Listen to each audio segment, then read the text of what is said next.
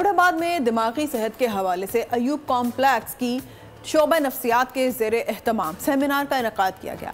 World health organisation के मुताबिक आबादी में 8% अफराद दिमागी सेहत के अमराज में मुब्तला हैं। इस बारे में रिपोर्ट कर रहे हैं एबटाबाद से सरदार राशिद।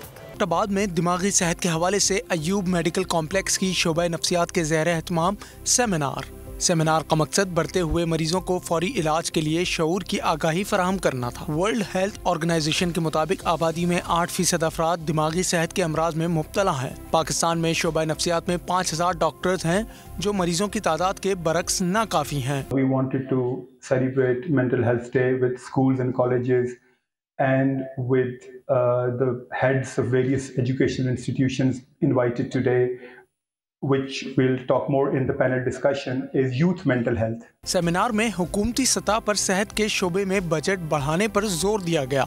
सेमिनार के इख्तिताम पर मुकर्रिरीन को शोबा नफ्सियात की जानिब से सुवीनियर भी दिए गए। सरदार राशिद खान, बोल न्यूज़, एबटाबाद।